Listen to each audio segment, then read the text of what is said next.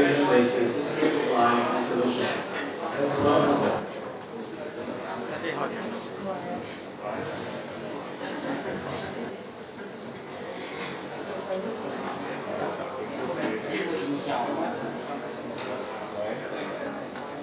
Good afternoon, honorable judges and everyone here. We are students from Kyoto Municipal, Kyoto Senior High School, and today it is a great honor to show you all our research project. Kyoto Meditation Business District Decline and Solutions. And this is my teammate, Ming, and his teammate, Eric. This is our table of contents, which is the roadmap of our presentation. First, we'll provide an overview of the topic, followed by historical review that summarizes the reference, and then description of the process. Fourth, challenges encountered and solutions. Five, description of outcomes. Six, links referred, and last, reflections. And let's talk about overview of the topic for exploration. Our motivation comes from observing the decline of the business districts, and our goal is to find out the causes and propose revitalization strategies. And this is our literature review. This book talks about the history about KMS business districts, which this book mentioned the decline of this district, and also how vibrant it is before. Our project focuses on two SDGs goals. First, promote policies to support job creation and growing enterprise. Second, and target 17.7, encourage effective partnerships. And this is our exploration process. Establishing a research topic, define, ensuring the relevance and significance, and then designing and distributing questionnaires to collect data efficiently. Then conducting interviews to get deeper insights. Through field observation, we analyze the social and environmental interactions. 5. Organizing group discussion and workshops. You have diverse opinions. And last, data compilation and report writing to make raw findings into structured conclusion.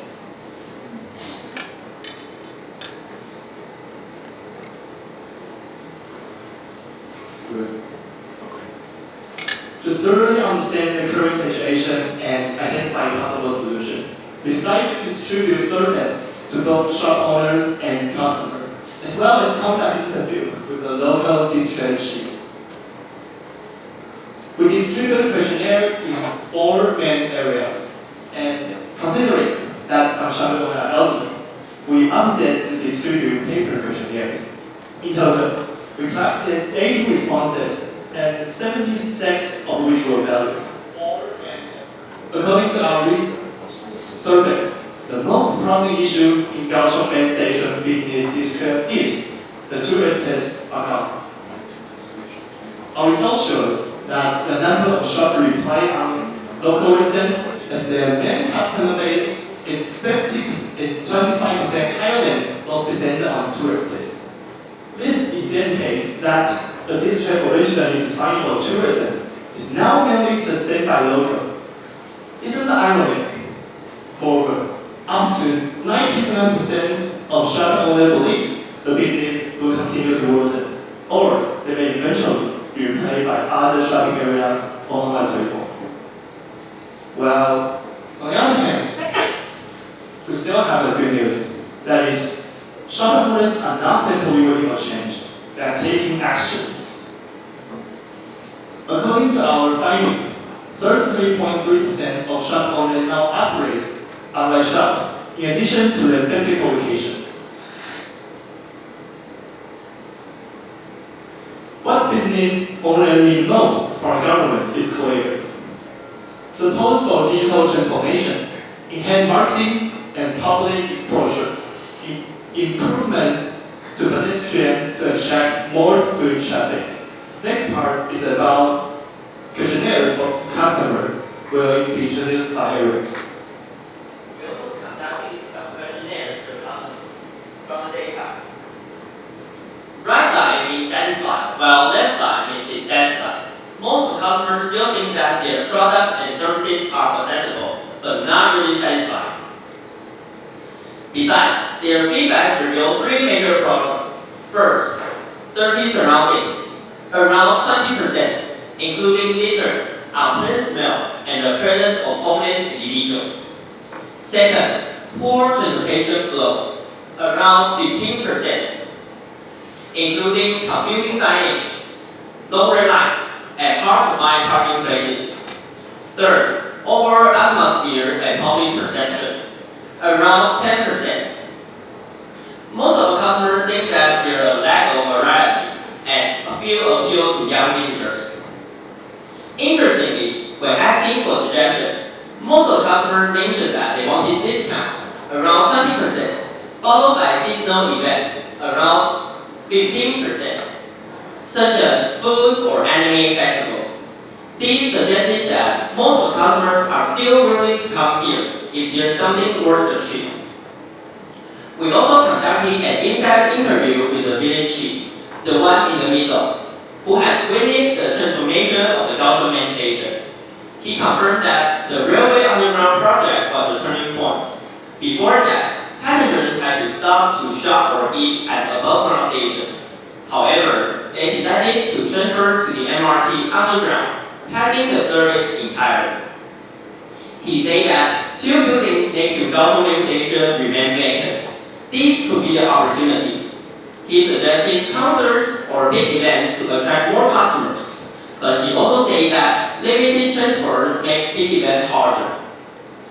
So, what can we do? We propose multi-layer strategies. First, enhance accessibility. This image shows the transformation of the Kaohsiung main station. Second, using social media to advertise or collaboration with tourism campaigns like Taiwan Pass. Third, holding big events like this river concert to attract more customers.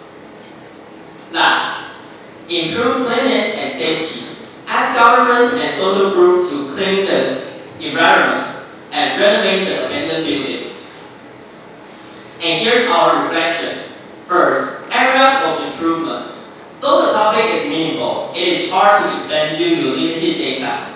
We also struggle with time management, balancing examinations and the deadline of the presentation. Second, potential extension. We can compare Kaohsiung main station with other declining cities in Taiwan or abroad to find a solution and solve the problem together. The third is the relevance to future exploration. This topic connects with urban sustainability, inclusive development, and how transportation affects economic vitality. In conclusion, Kaohsiung main station's decline isn't caused only by poor planning. It's a failure to adapt. Yet, by targeted strategies, let's make the heart of this city revive again. And here's our references. It's the end of our presentation. Thanks for listening.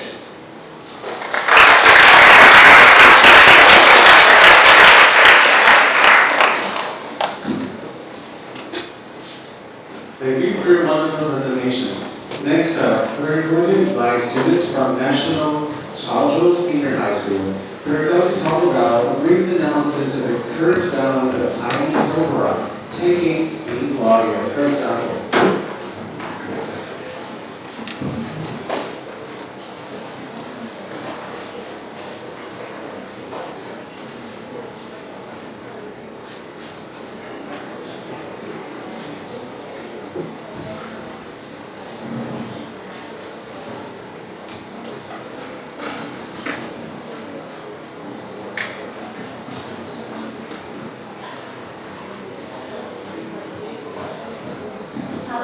Welcome from Chao-Chou High School. I'm Yeung. I'm Yuan. Today we are going to talk about Taiwanese opera, taking Ming-Hua for example. We divided our report into 5 parts.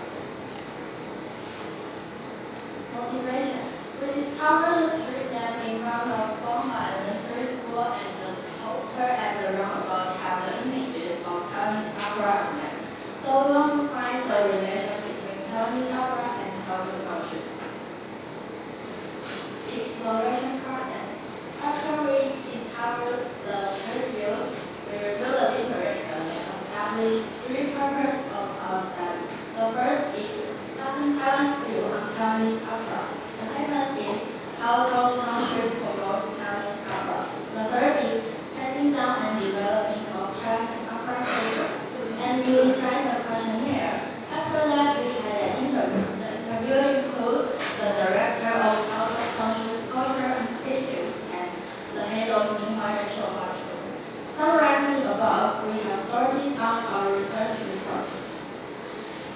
Historical background of Chinese opera. In 1900, it originated in Yilan. A man named Olai took mountain song and turned it into lyrics with a storyline, and started as people forming troops to perform. In 1920, Chinese opera performed in the theater as a commercial show. And in 1937, when Taiwan was under Japanese rule, Chinese opera performances were banned. And some theater troops to survive, they started to work in one of to continue performance. In 1950, Chinese opera, the first movie Chinese opera was The Six Cats in the Western Temple. And in 1960, Chinese opera on radio and television became popular. In 1929, Chen Minji and Wen-Hua each took one word from their name and formed Ming-Hua Opera Troupe. In 1945, they added a word after Ming-Hua to rename it Ming-Hua-Yuan to symbolize the prosperity of their family. And in 1997, the second generation of Ming-Hua-Yuan divided it into 8 main teams and 4 auxiliary teams. Study results. How Filipino residents view Chinese opera. About 72% people think it's boring, and the three main problems is lack of attention from young people and lack of people learning Chinese opera, and preference for Korean dramas or other types of performance. And we have found some ways to revive Chinese opera, which can realize SDG 11 and 12. 11 is sustainable cities and communities. The 12 is responsible consumption and production. Chao-Chou Township promotion method. This is a series of class added by Ming-Hua Chao-Chou's leader, and it includes acting and makeup skills. Chao Festival, held in November every year, and it not only includes the culture of Taiwanese opera, but also have the puppetry. And it will also invite senior citizens to perform at their stage. There are also special experience courses aiming at children, where the troop leader will first train the kindergarten teacher who can pass on the knowledge to the students. The government will invite troops to perform, in addition to provide performance opportunities for them, and this also allows the audience to enjoy Chinese opera for free. And as a result, the number of the tourists will increase. The pros and the cons of Chao-Chou Township promotion method. The pros is residents have more opportunities to watch Chinese opera, and the number of the tourists will increase. And the cons is the sounds of performance will affect the residents nearby, and the venue was infamous. And then, my partner will talking about strategies for attracting audience by Ming-Hua.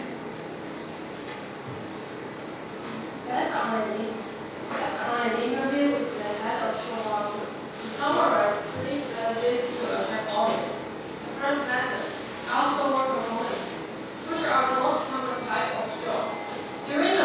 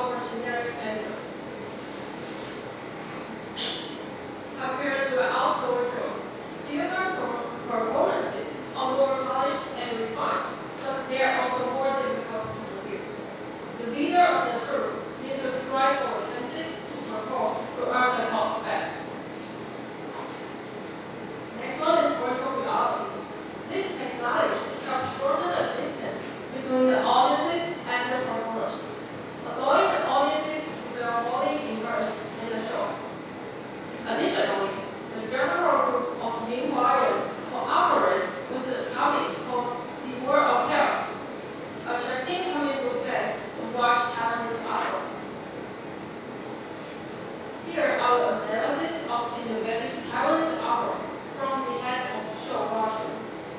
First, through the method I just mentioned, more experts are attracted to watch Taiwanese operas. Also, audiences can have more viewing options. Thus, although innovative Taiwanese operas are magnificent, they cost a lot of money.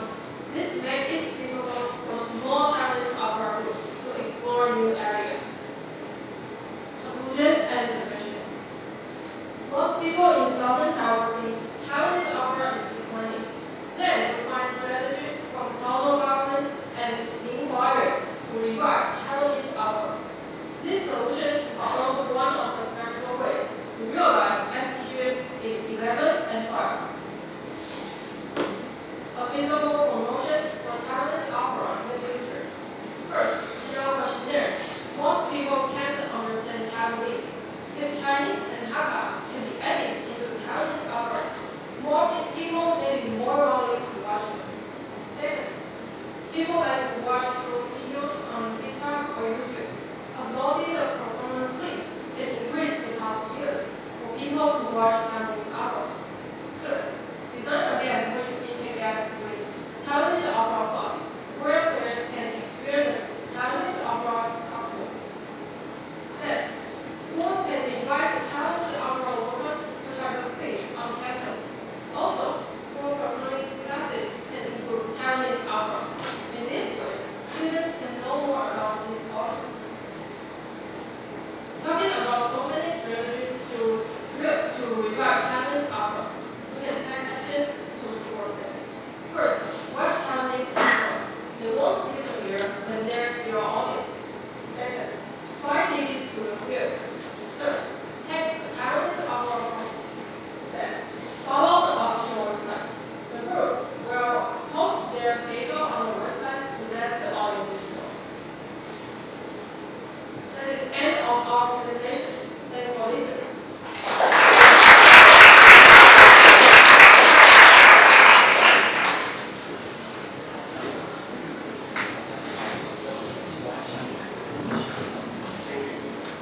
Thank you everyone for your presentation.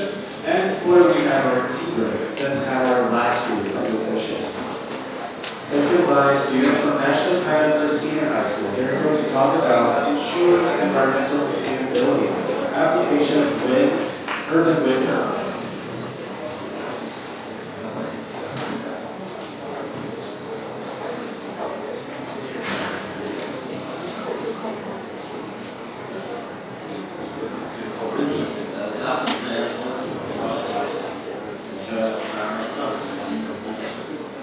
which is related to SDGs 7, 9, 11, 13, and 15. And the presenter is Chao-Chou. Also,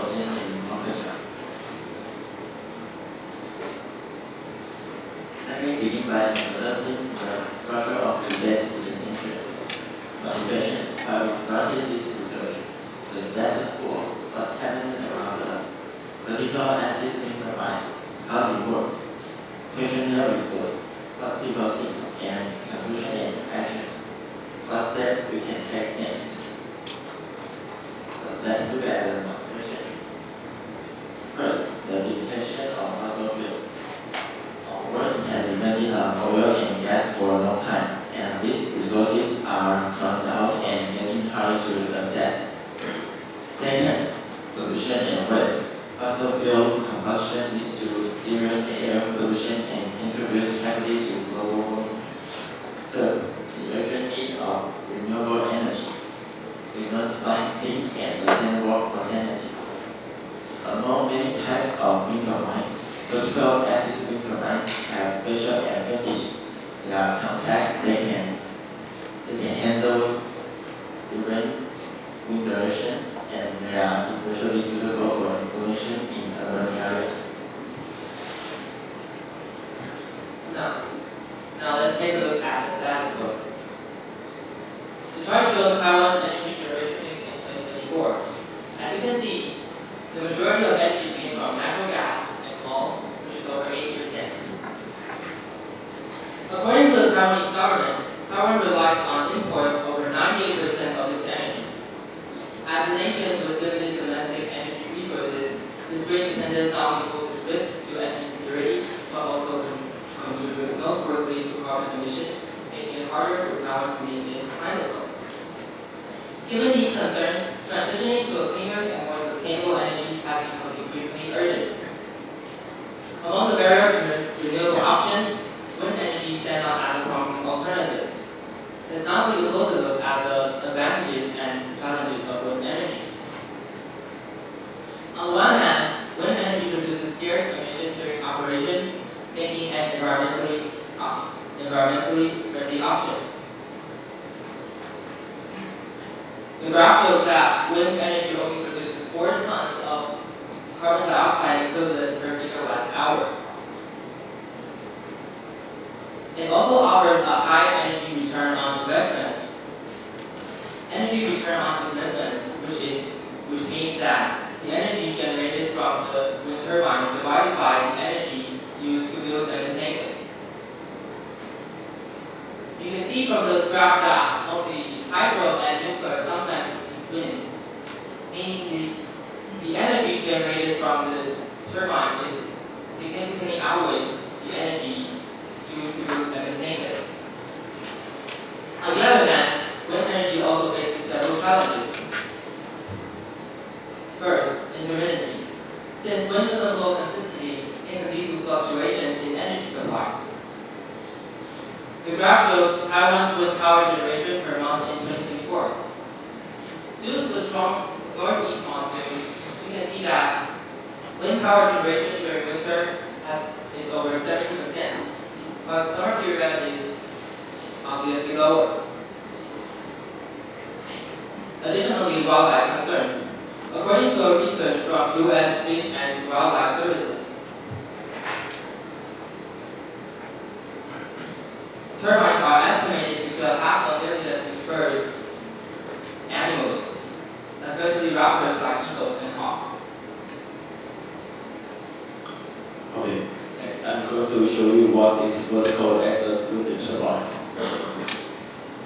The wind turbine has 3 main parts: the shaft, the generator, and the blade. The shaft is a vertical rod in the center, transferring energy from blade to a generator. And the generator sits at the bottom, produces electricity by rotational energy. The blade rotates along the shaft, regardless of wind direction, so it's perfect for cities with changing wind. Next, let's talk about the advantage of vertical axis wind turbines. The vertical axis wind turbine has 3 advantages. First, it's compact in size, so they fit on rooftop or any other small spaces. Next, they are not restricted by location, since they don't need very strong or steady wind. Finally, they can work regardless of wind direction, avoiding the need to turn to face wind. These features make vertical axis wind turbines a flexible and stable solution to urban clean energy. In addition to the research, we also created physical parts of a turbine to better understand its structure and function. We use on-chip and online 3D CAD platform to design our physical parts of a turbine. You can see the 3D models we created here on the slide. And then we successfully used 3D printing to produce the turbine, including the blade and the base. The blade and base were printed separately and then assembled together with a small generator. This hands-on process helps us better connect our theoretical research with real-world application.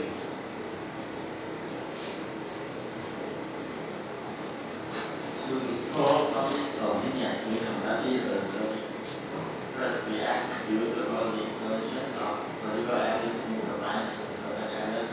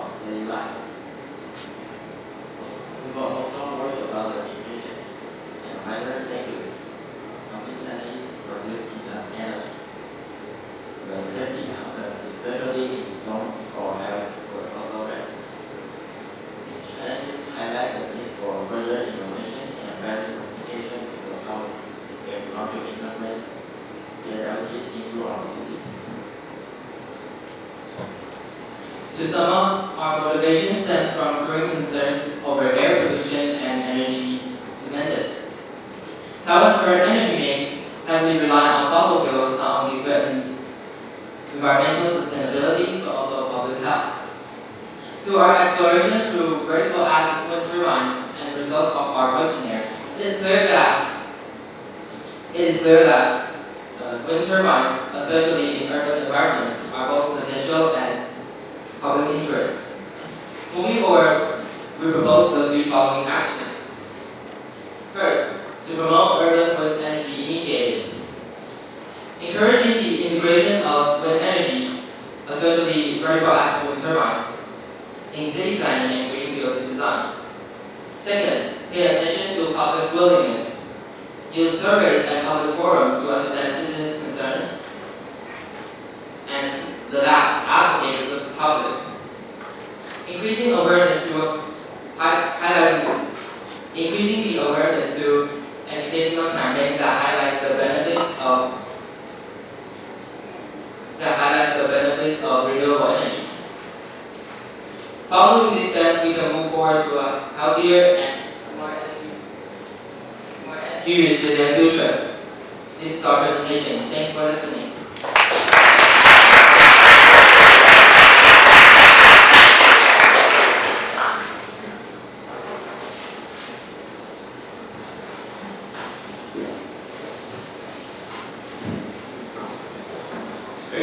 So thanks for all for your wonderful presentations, and obviously we're moving way ahead of schedule, and we will reserve the comments from the commentator after all presentations are done. And now it's time for tea break. It's 2:24, so we will spend 15 minutes. So please be back by. Please be back at 2:40. 2:40. Snacks are outside. Please enjoy.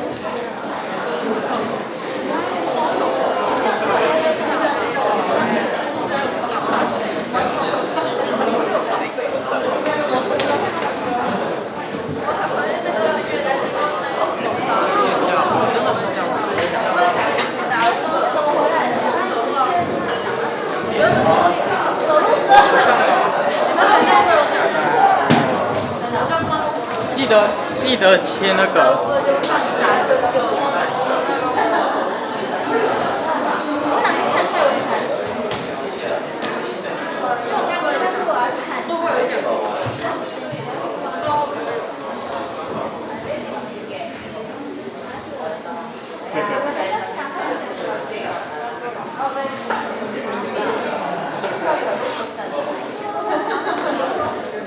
The restrooms are upstairs. Restrooms are upstairs.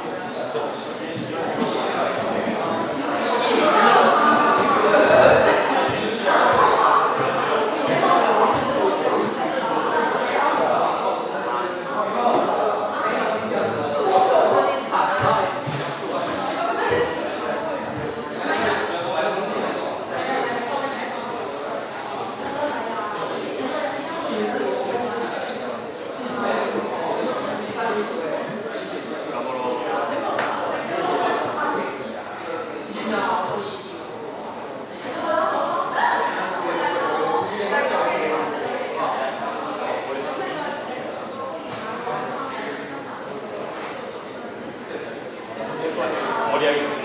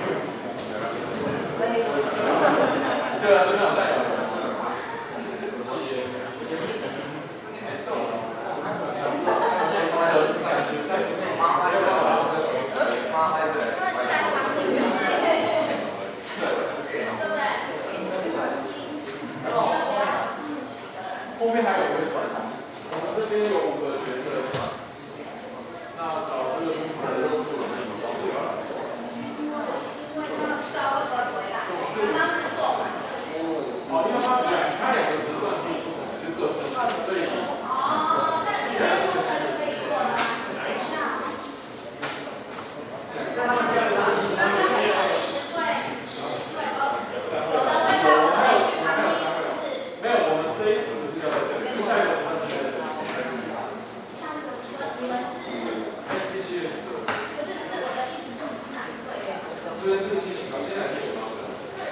有啊，不是在这里，地点不是在这里。是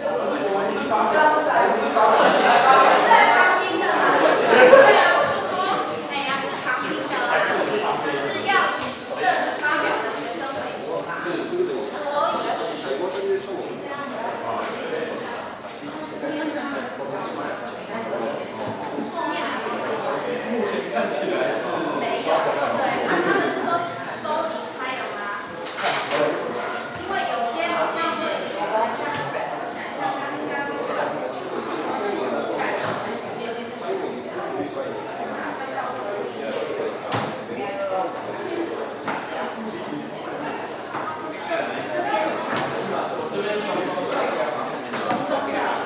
请熊中的去前面，然后这一台给他们，可以吗？熊中的站不站？熊中的 S 可以商量一下吗？你们去前面那边。到3点。3点。前面，然后这个给他们这样子。1、2、3、4、5、6，这里有6个。那个老师可以坐最前面，老师可以坐最前面，然后学生这边至少这边有6个位置，好，谁有来过？到3点，到3点。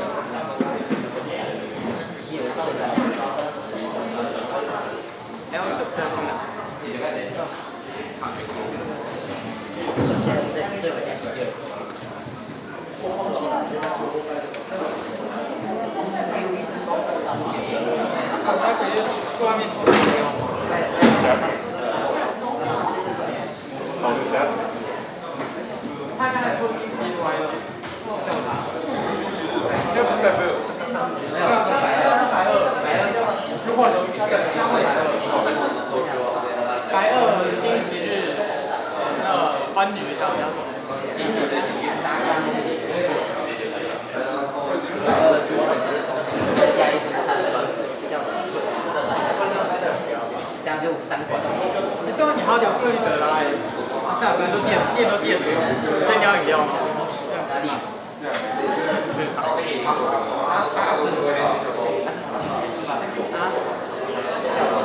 就是小休息 tea break， 对，就小休息结束在3点，懂吗？我想说是有吃啊，很多啦，这个时候音效，大家可以把它关掉。对，看下来更好。现在来看，你在这里还在收音吗？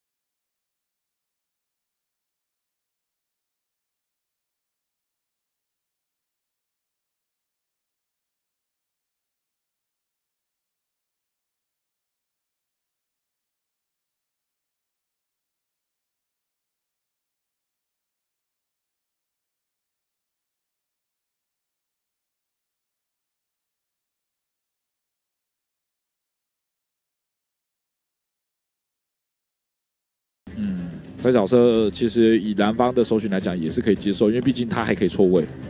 那剩余在外面的射手的话，哇，这一把生图。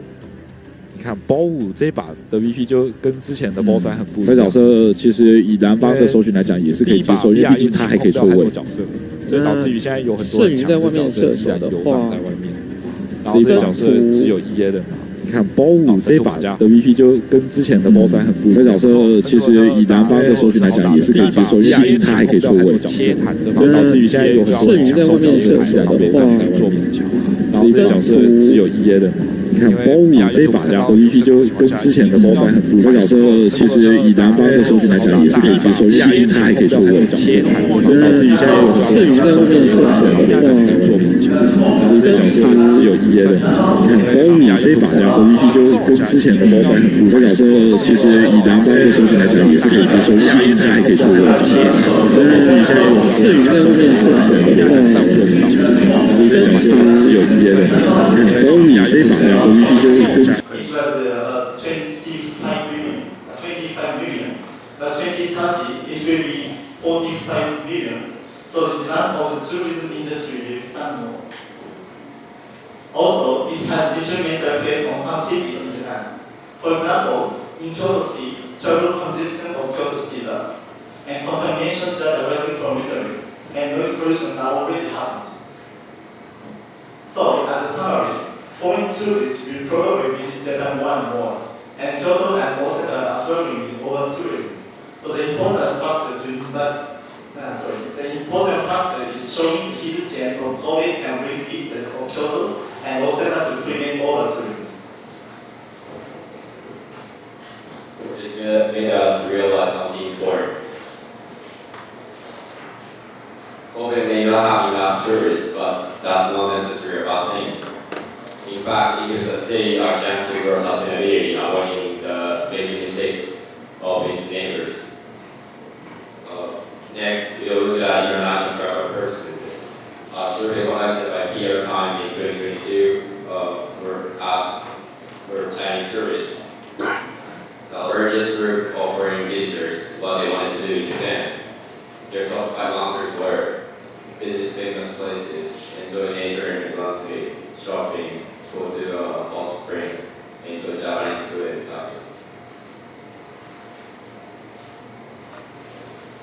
When we compare these desires to what Kobe offers, we were surprised. The city has everything these tourists are looking for.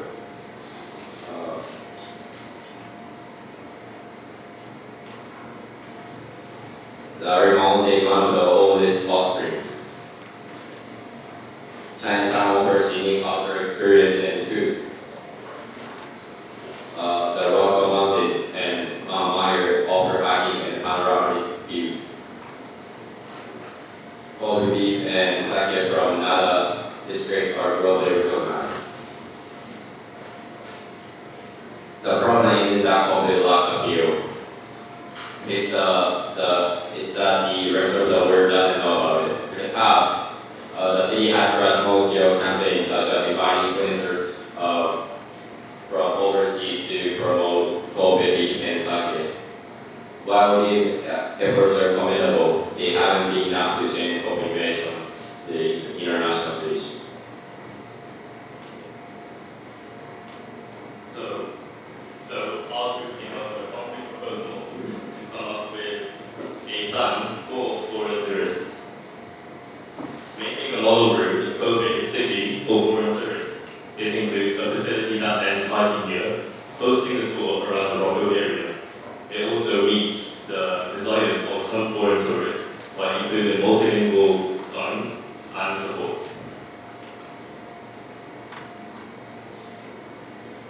These are some pictures of the mountain. It includes a mountain, farm, hot spring. And this is one action we did. We went to Kansai International Airport and showed up a QR code that takes you straight to our website, which shows you the attractive points of Kobe. But the government shouldn't just go over tourism. We should go beyond tourism.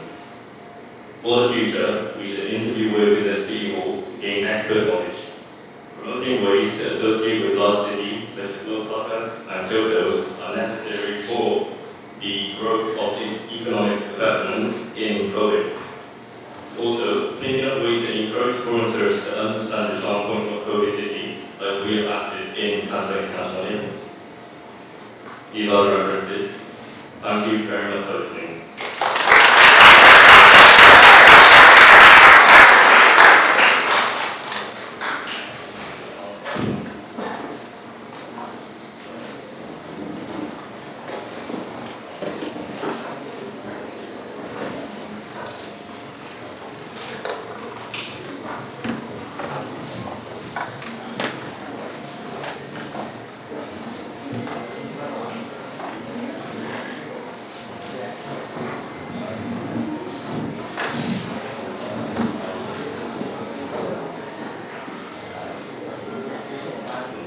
Thank you for a great presentation. Next up, we have student representative from the affiliated Taiwan Agricultural and Industrial Senior High School from National Taiwan University of Technology. Your topic is Go, Rocket on Fire. Please welcome them.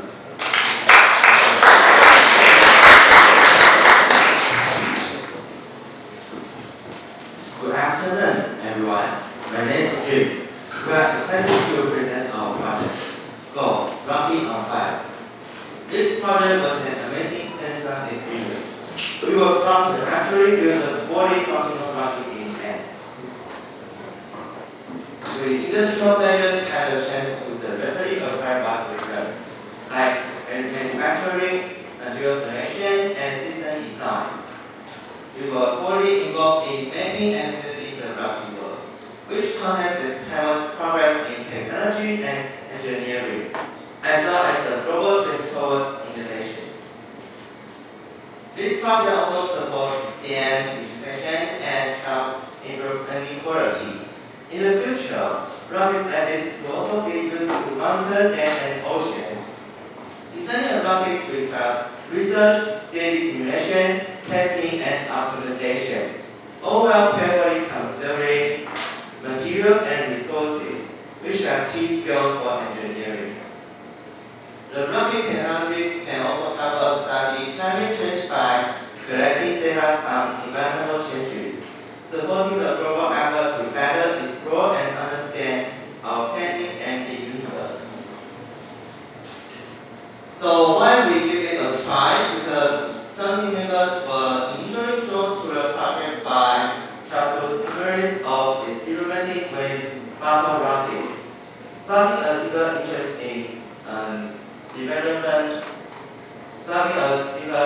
in science and engineering behind rocketry, and contributing to the growing interest in rocket development within Taiwan.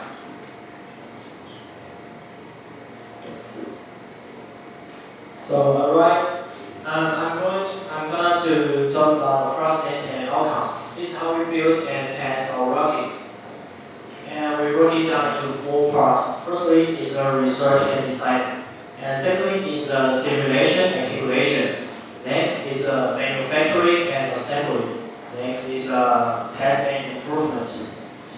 Now let me explain the mission for our rocket. Our rocket's main goals are clear. First, we want to successfully launch a rocket. After launch, we want to go as high as possible. While flying, we will gather important information about its journey.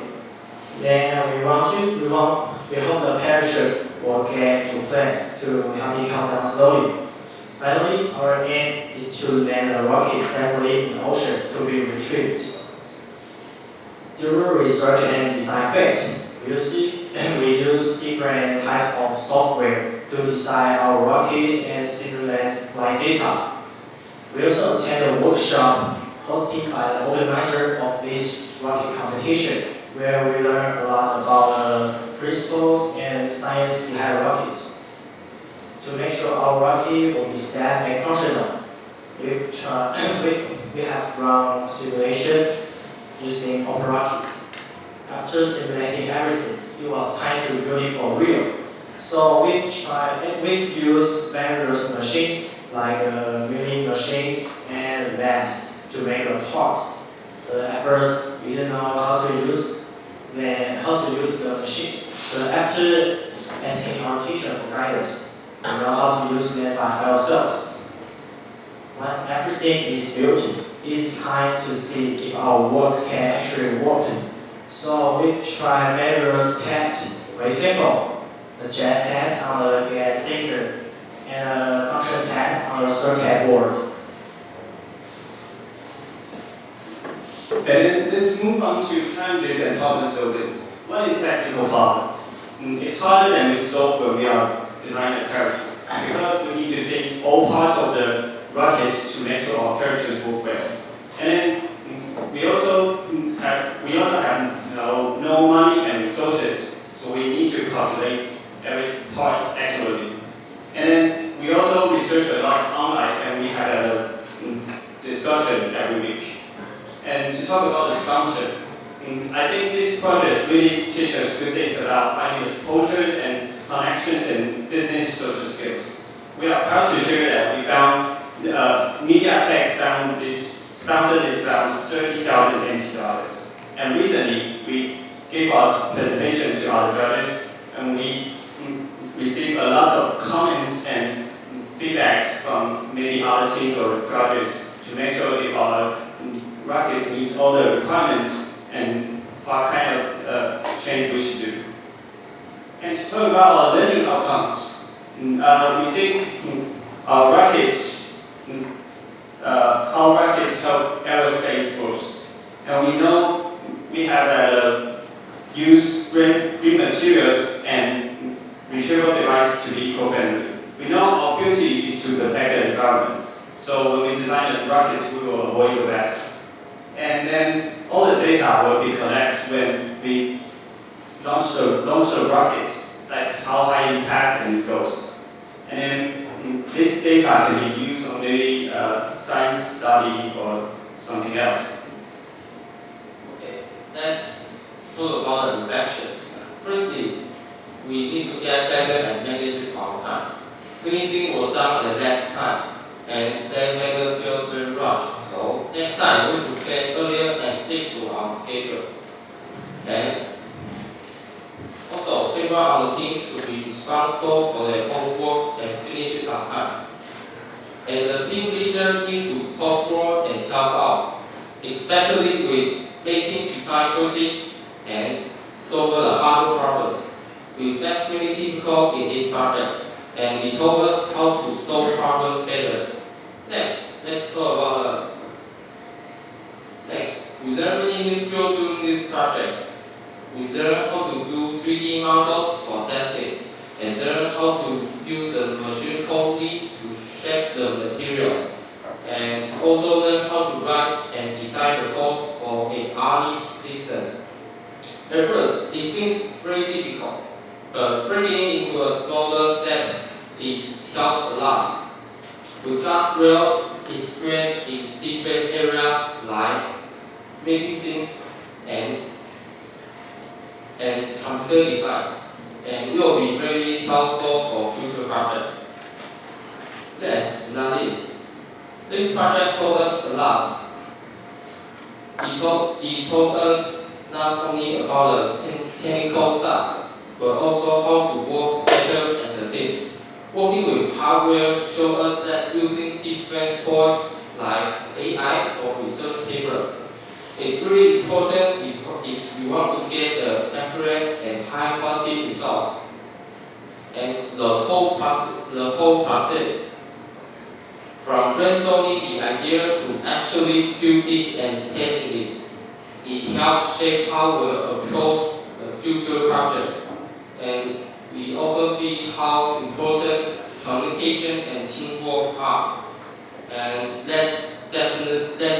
will definitely carry forward. And that concludes our presentation. Thanks for listening.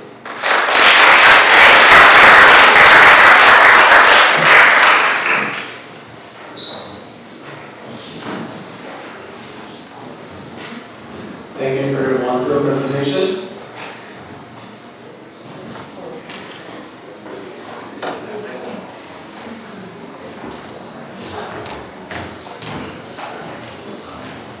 Our next team will be our student representative from GT Yeung College from Hong Kong. Their topic is Black Soldier Flags, the future alternative to eliminate food waste. Let's welcome them.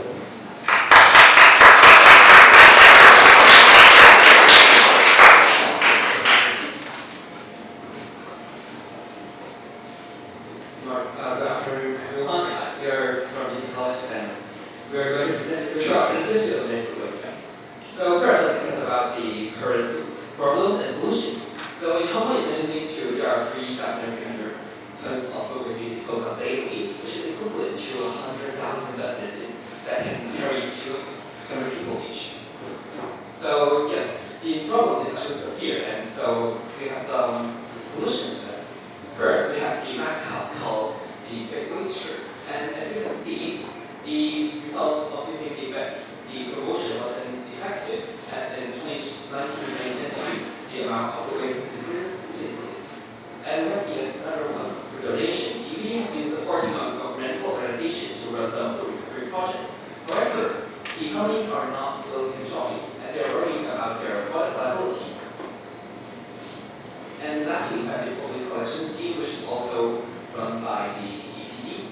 So, as you can see here, the amount of markets is not sufficient, which means that in Hong Kong there are under 0.5% of households being served by this scheme, and we can count that is not enough. That's the reason why we are going to promote the brand new way, the leftover flux. So first, it is not like and non-invasive, so and they have natural antibodies against pathogens. Also, they are not biting us, so I think the society can accept this kind of more easy. And lastly, as a high energy conversion efficiency and low running cost, and can be converted to valuable byproducts as fertilizers, soap, and pet food. After summarizing the current situation and the advantages of utilizing the DSFs in Hong Kong, you will wonder how can the usage of DSFs contribute to achieving the SDGs in Hong Kong. So to begin, the usage of SDGs does effectively achieve the goal number 11 and 12 as shown in the report.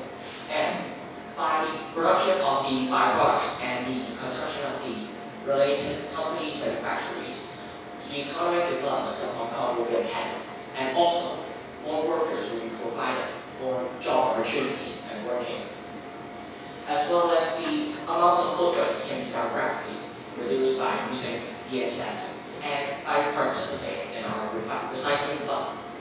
Public can be able to practice using the DSF in their daily. Well, you may have a question in mind. How do we get the idea of using DSF larvae in the experiment, because we will see them daily, right? Well, indeed, DSF larvae are gaining popularity all over the world, and especially in Taiwan for their waste management. And so, what can we do to gain innovation in Hong Kong? Well, because we have observed our own culinary culture, we came up with this idea that could black fly larvae digest deep-fried, spicy, and oily food which align with the common culinary culture of Hong Kong. And to know more about the black fly larvae, we visited Yuan Biotech, which is a company that uses DSF larvae to digest over 2 tons of food waste every single day. And how much is 2 tons of gas? It's equivalent to 2 private vehicles every single day. And another thing that they taught us is that humidity is the key in growing black fly larvae, because if humidity exceeds their tolerance level, they will escape. And the second thing that they taught us is that black fly larvae thrive in dark environments, and therefore we need to provide a black color to shield light. And to make sure that our setup and our experiment actually is suitable for the black fly larvae, we need to do a pre-trial setup, where we divided all the larvae that we got from the farm into 6 containers, feeding them less spicy and less oily foods from our schoolmates. And the results are pretty promising actually, because we gained a lot of failure and a lot of experience in our process. Is that you can see here, like we cannot feed them too moist food like rice over here, and vegetable fibers and large medium chunks here. As you can see, they cannot digest all of them. And with these all failures and all experiences in our hands, we could then move on to the next step, which is our actual experiment. And we feed our own food and our own lunches as leftovers used in the experiment, which includes McDonald's fries and wasabi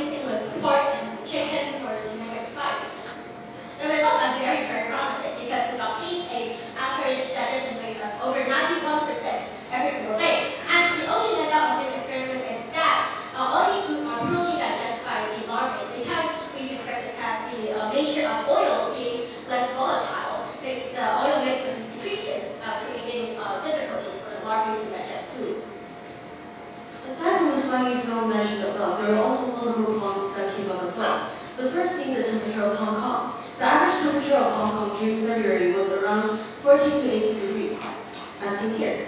But the optimal temperature for black silver flies was around 27 to 28 degrees.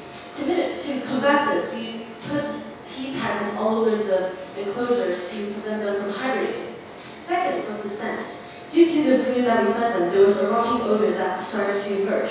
Their urine also had a scent of ammonia. To combat this, we put air fresheners outside of their enclosure, and we also left the enclosure's door ajar.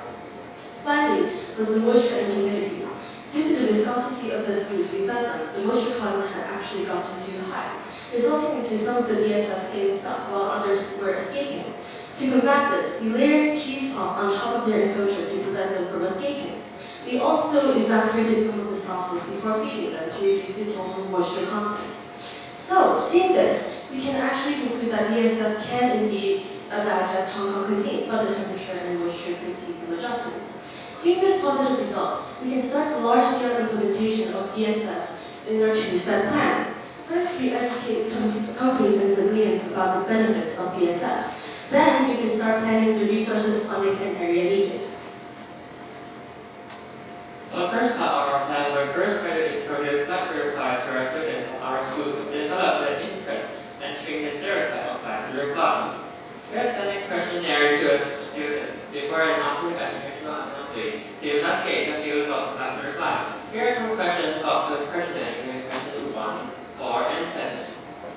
By comparing the questionnaire results, we have found some interesting outcomes, such as for question 1, much more students know about the question of food waste problem in Hong Kong after educational assembly, showing that they have no enough waste in daily lives to know about food waste problem in Hong Kong. Additionally, much more students know about luxury flies after educational assembly. Furthermore, students are less opposed to luxury flies after they are harmless to both the society and environment. So for the large-scale implementation for the food waste required, food waste that don't have moisture or sauces would be most beneficial. So we can collaborate with companies that have dry food waste. We can also collaborate with companies that brand themselves as being environmentally friendly. So this way, it can be a win-win situation for both us and the companies involved. Well, we're talking about recycling fund, and what is recycling fund, you may ask? It is a scheme launched in 2015 by our Hong Kong government, which aims to provide incentives and subsidies for local recycling companies to turn their recycled products into high-quality products, which aims to promote Hong Kong into a more eco-friendly and more sustainable city.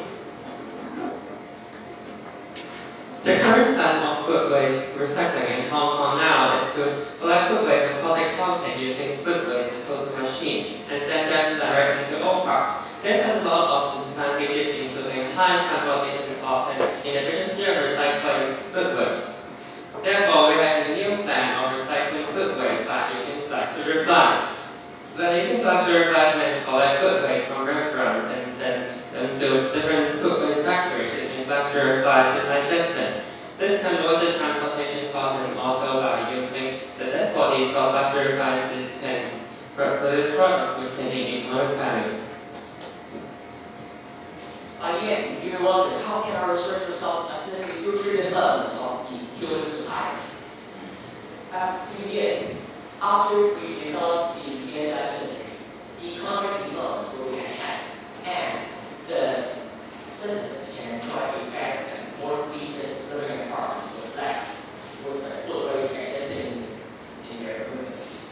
Also, the residents that showing us here how their mission can have the power to fulfill their social responsibility by reducing the amount of food waste on their own hands. And at last, local capital farmers can buy fertilizers, which is organic and is made by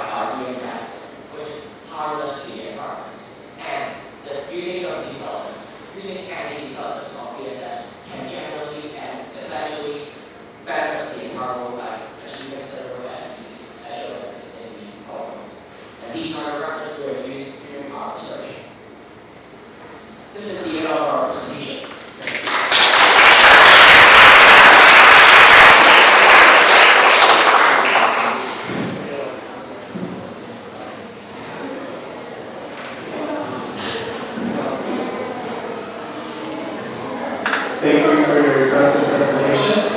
Next up, we have student representative from National Experimental High School at Chao-Chou Science Park.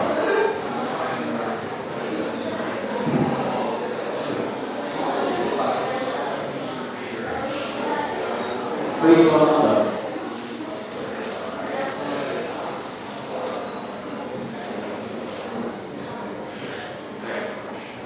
Well, honorable judges, instructors, and professors, and most esteemed participants, we are students from National High School in Indianapolis. You can see by our dazzling pink uniforms. Well, hey, don't matter. That's racist. Okay. And before we start, I have a question for all.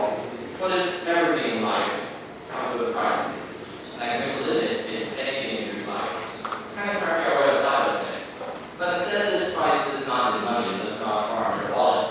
It's in carbon. Today, what we're representing is 20 Earth's price. They experiment that produce organ systems where individuals can improve the efficiency and influence of carbon reduction.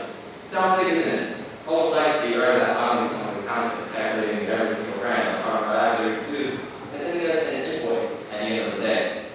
But behind this big title lies a simple idea. Like, what if ordinary people are committed to a carbon market system?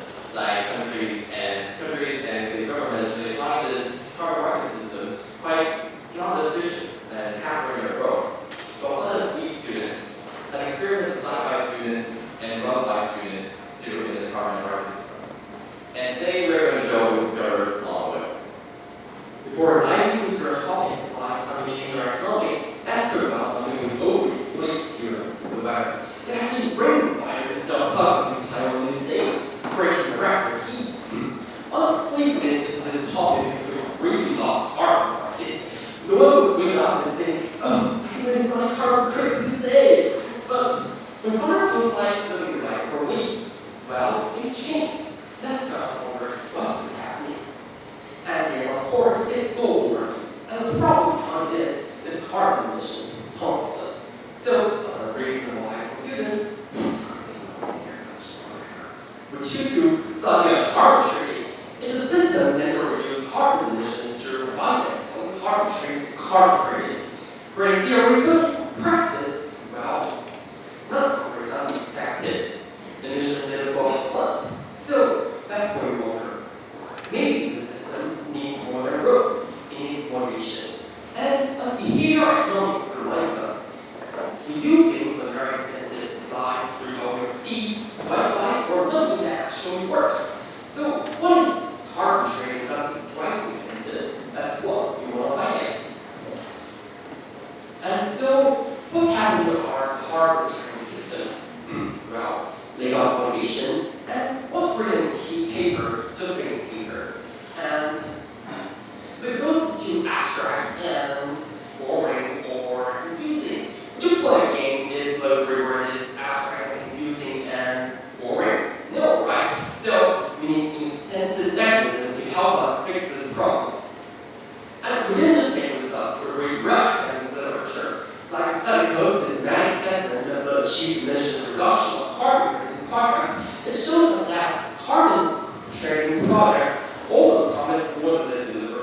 Just like online ads give you a premium, but the product of that's less than premium. And another study code backs up incentive farming of performance and efforts. Evidence for naturally farmed environments. It shows us that working every word, which is research called in farming. We actually perform better. It's something we'll use in kindergarten now. Teacher were better than applying to their studies.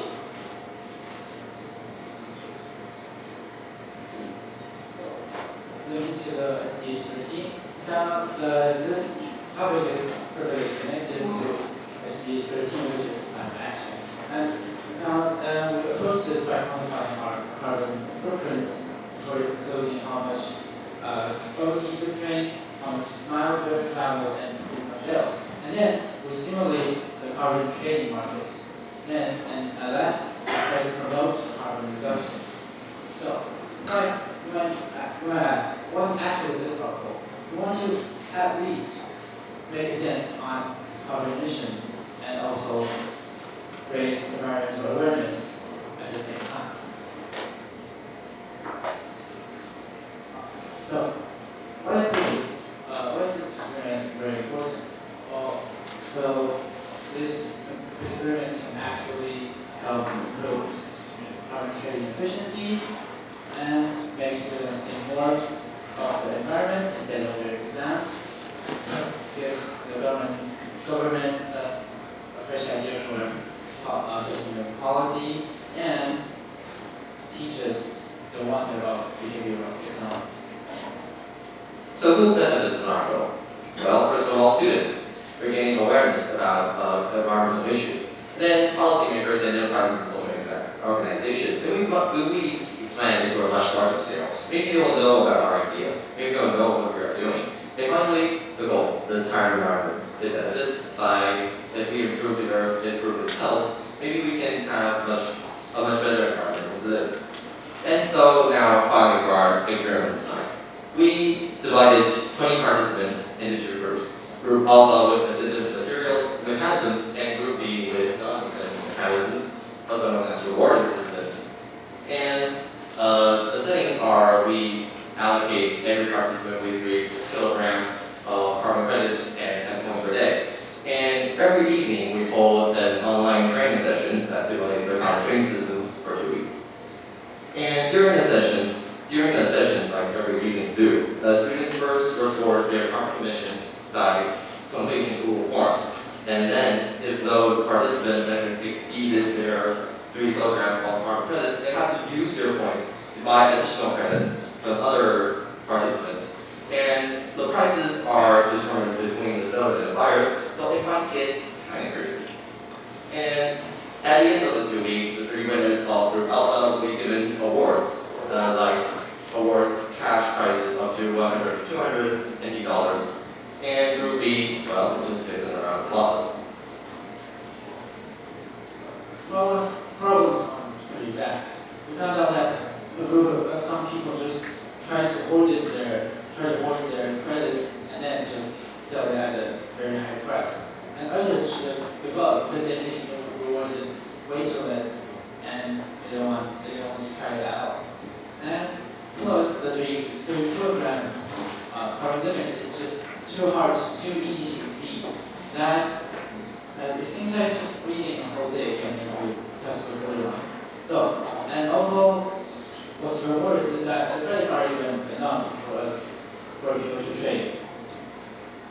How do we fix it? We actually have a price limit to $500, and then we raise the carbon limits up to 4.5 kilograms, and we brought in a mechanism called the central supply system, where the applicator can add in additional points when there aren't enough in the market. So what happened after 2 weeks? First,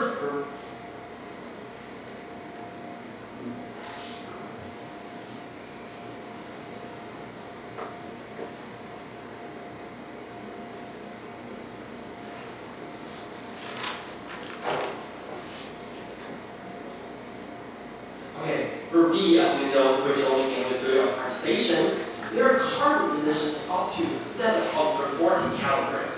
However, Group A, they got the rewards of $580. Their release only 573 kilograms. It's 200 less than Group B.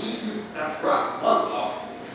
And about the time the usage of external mechanism, apparently Group B needed more carbon emission HCN than Group A. And we proved our hypothesis, and that a little reward can keep people sharp and motivated. And we calculated the top 3 winners' points in Group A and Group B, and apparently Group A dominated, and more points after base better traits. And that look at the changes in carbon emission over this 2 weeks, and you can see there are 2 top points in Group B's bracket, because Group B, they don't really care much about our experiments because their normal life and go to craft school, and this 2 days high because they are a student going to craft school these days. And however, Group A, on the other hand, they have a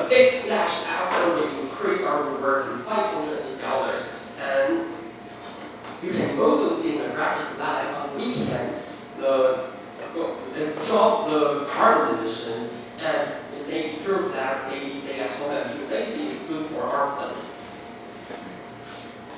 So what did we actually learn from this experience? That incentive mechanism can work against it from our low carbon behavior, and it's better for our environment.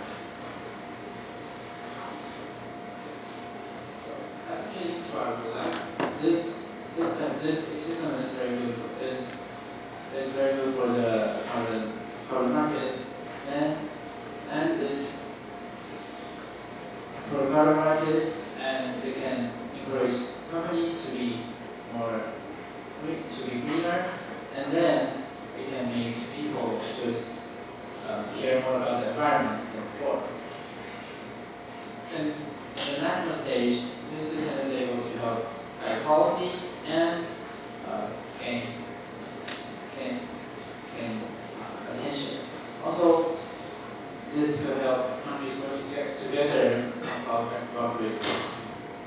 Okay, to sum up, again, who will be affected? Students, policymakers, enterprises, and organizations. Maybe we can bring better and maybe hurt because of tiny bread of share. And that's, don't forget, SDG 13, climate action, promoting awareness of climate change, mitigating climate change through incentives, and designing these systems to sustainable developments. And next, in conclusion, there's one thing I want to say. Our career may not be as good as I have as scientific experiments, including the rockets. No one has done rockets. And, well, what we're saying is these social experiments, they just bring thinking, they bring conversations, they bring actions and stuff into a much larger scale when that's what we wanted. And it focuses on problems and issues what we face in society. So what have we learned in this experiment? Well, incentive mechanisms, human behavior, social behaviors, and stuff. Thank you.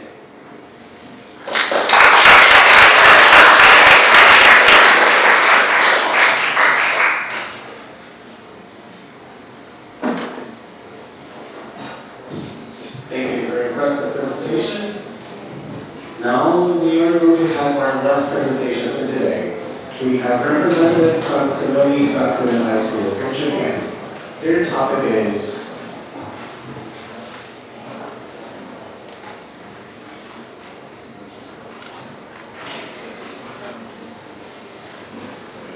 regional revitalization by fruit foods.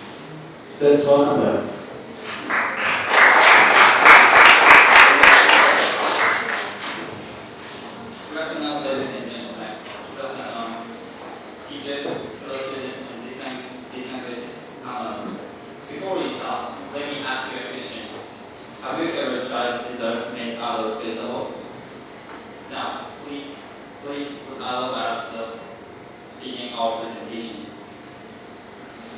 The title of our presentation is Regional Revitalization by Fruit Roots. We came from Japan, Takata Town in Yamata Prefecture. Takata Town is famous for its organic agriculture and Takata winery. We were interested in organic farming and attended a training session on organic farming at a place called Gucci Farm. There we met an organic farmer named Yuan. Mr. Kikuchi is a former certified staff member of the Japanese Olympic Committee and has worked in various places, including managing the diet of table tennis player Yokohara and soccer player Tase Tokubo. Mr. Kikuchi told us many times during the training sessions, humans are enzyme-based organisms. When we run out of enzymes, we run out of life. He is also a member of the 8 major flourishing organizations. Furthermore, Mr. Kikuchi said that we need the 8 macronutrients plus coenzymes. Enzymes are proteins responsible for promoting chemical reactions. They play a role in boosting metabolism, helping to improve constipation and skin problems. They also play a role in boosting the immune system and maintaining body functions and health. Enzymes in the body decrease with age. It is important to eat raw enzymes raw without heat in order to consume them efficiently. Mr. Kikuchi introduced yakon as a vegetable that can efficiently take in enzymes. Yakon is crispy and fish like a pear. Next, we conducted a survey targeting at various generations. We asked whether they usually take raw or cooked vegetables. As this graph shows, few people consume raw vegetables which contain high amount of enzymes. As this graph shows, as can be seen from the chart, eating raw vegetables is a more efficient way to take in enzymes. We need to take enzymes from food in addition to latent enzymes that are naturally present in our bodies.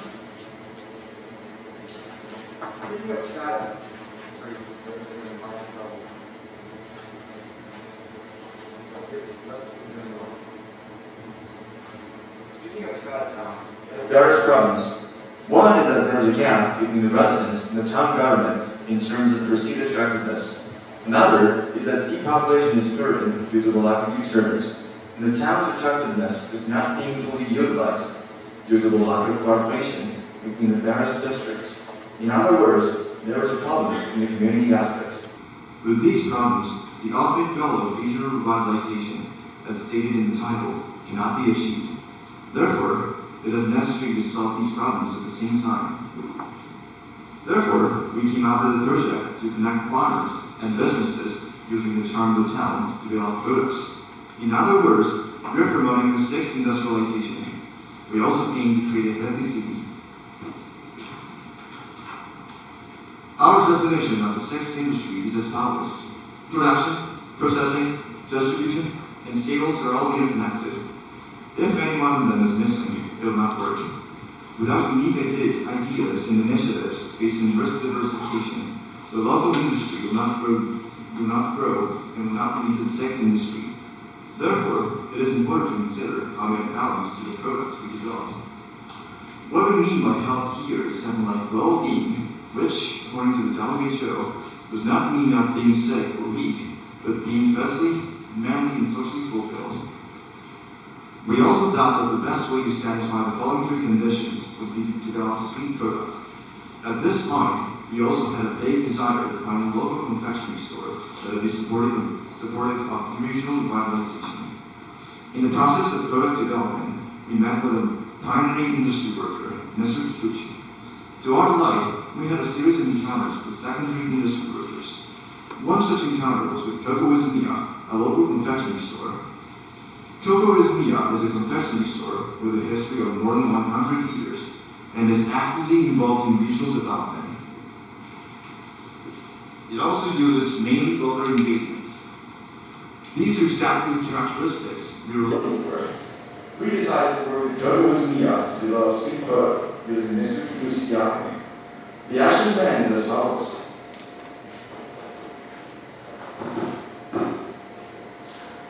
Here is what we actually completed. The product name is root roots. The name comes from root plus root vegetables. The root vegetable part here corresponds to yakon. This was sold at Kyoto Izumiya for the month of February 2025. The final sales were 178 pieces. In terms of money as of June 16, 2025, sales totaled approximately $740 US. Mr. Kikuchi said he was happy that they developed the product using yakon. For Kyoto Izumiya, it was good to be able to connect with local producers, and since they didn't know about yakon enzymes, so it was good to learn about them. It was stimulating for them and the company to create sweet with new ingredients. In addition, they were able to have influencers who introduced our product on Instagram. These are the actual situations of the product being sold. First of all, we were able to lead this gap between the population and the town government by making the residents of Taiwan aware of the jump of the vision, which had been mostly known only to the government. We believe that this has solved the problem of the gap. We also think that the collaboration between the two different districts, Mr. Fuji and Kaohsiung, enable them to take full advantage of the strength of the community. We believe that this has solved the community problem. Furthermore, we believe that the development of our new industry in this way will boost the morale of the local relation and help the population is only a little. In addition, we have achieved success in the 60s industrialization using local products this time. As a result, local relations became aware of the attractiveness of the area. If the local relations are now even below class of their community, we can say that the community has been revitalized, or in other words, the original revitalization has been achieved. At the same time, it could be said that the people of the region are in a state of well-being.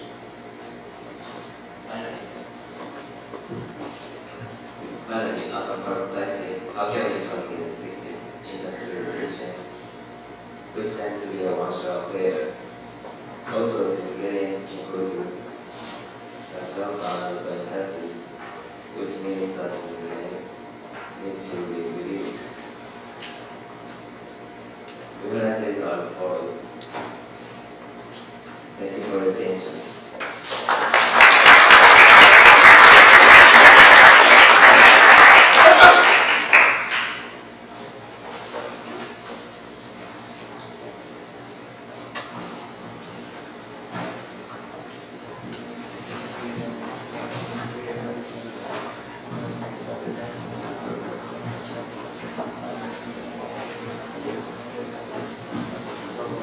Thank you all for your presentations today. I believe that you're all now eager to get some constructive feedback to your research. Please join me in welcoming the commentator today, Dr. Taichung from National Chamber University. Thank you. So as I was saying this morning, it's very competitive, okay, and all of you doing very excellent job. Okay, so before I give you the suggestions and comments, maybe we can have a free talk to release your stress. Okay, so in this section, we have Taiwanese students from the Kaohsiung who come from the Kaohsiung. Let's up your hand. Okay, Kaohsiung, and we also from the Tainan, who comes from Tainan. No. Okay, and we also have the Taiwan students from the Taichung city, right? Where come from the Taichung over there, and we also have the Taoyuan, right? Taoyuan. Okay, so which else city I didn't mention? Hsinchu, sorry. Yeah, sorry, Hsinchu. We're the pink patterns. Okay, good. And so we also had students from the international country, like from Hong Kong, and also have Yuan here, and we also have Japan. Okay, maybe Japan.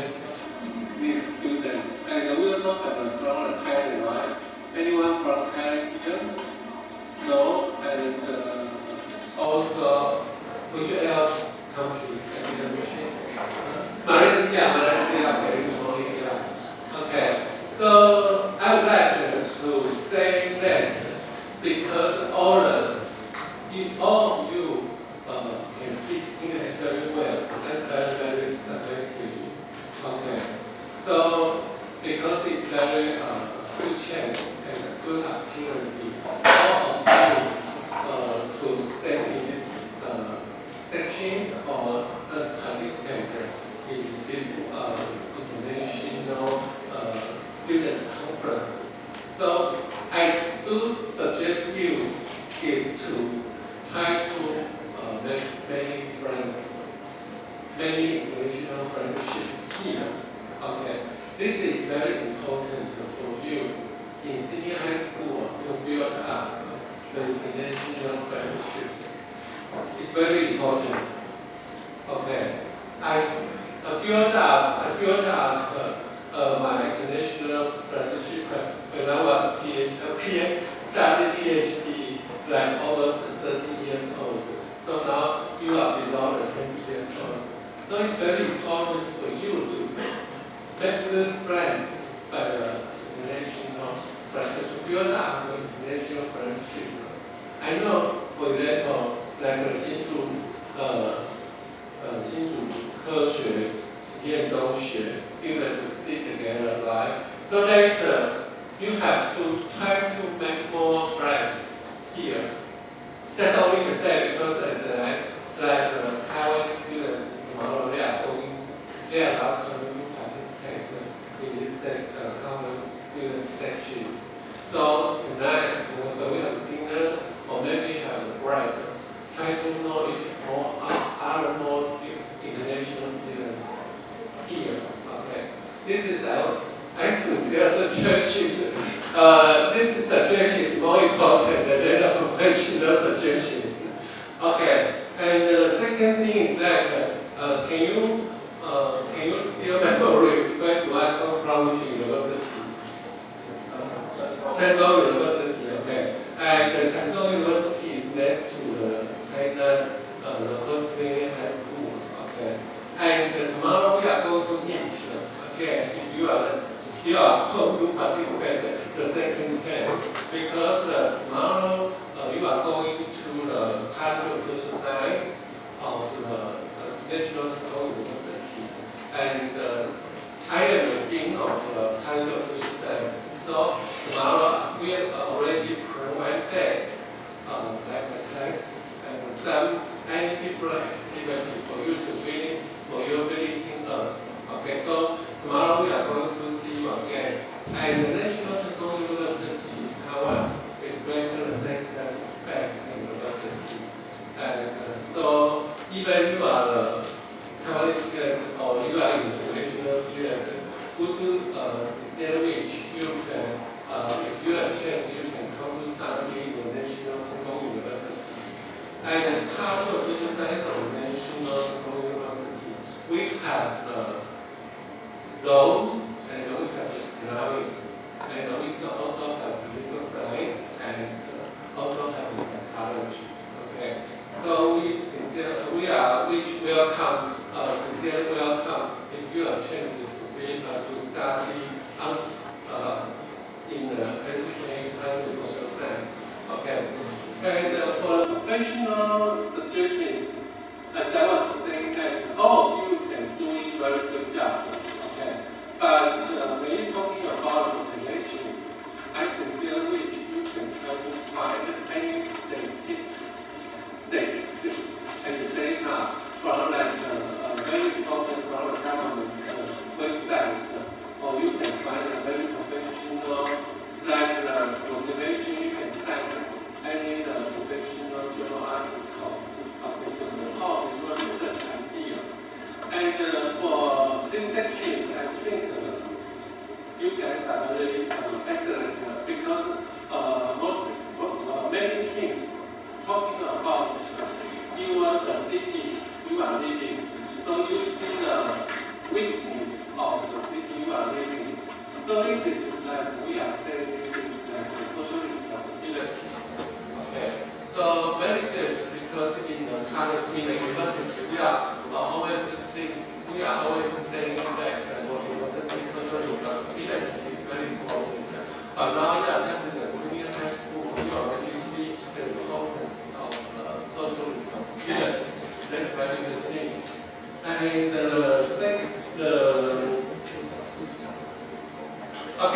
because some groups using the questionnaire to do the survey to find the empirical results. Okay. My suggestion is that try to make the number of questionnaire as large as possible. Because now it's very easy to use the iPhone, use the iPhone link, or you can use the educated survey to collect the data. Okay. So try to make the questionnaire number try to as large as possible. Then you can make your results more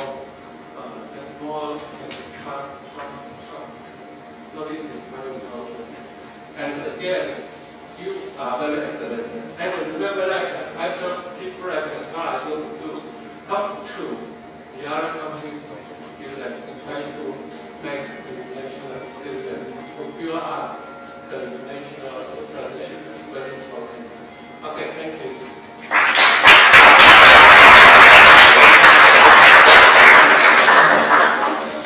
Once again, thanks for Dr. Taichung's insightful comments. And that would be all the presentations for today. And we are moving ahead of the schedule, so why don't we take the picture first? Please go to Black Rocker School so we can see your school name.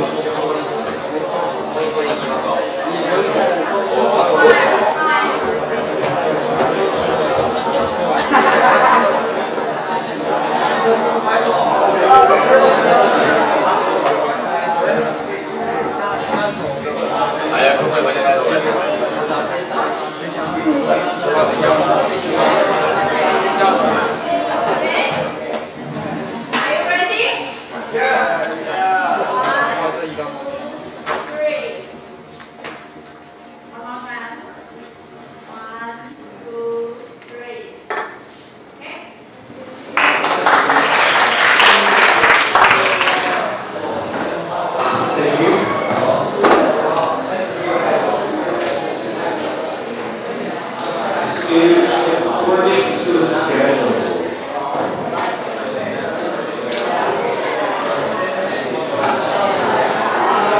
okay, excuse me, can I have your attention, please? Okay, please have your attention. Okay, so please bring your belongings with you as we are going back to the main venue for the closing ceremony, to the 5th floor of the Prefectural building. 所以，请一中的同学可以先帮我们把福记的同学带队，请他们带领。那本地学校同学稍后，那我们再行离开。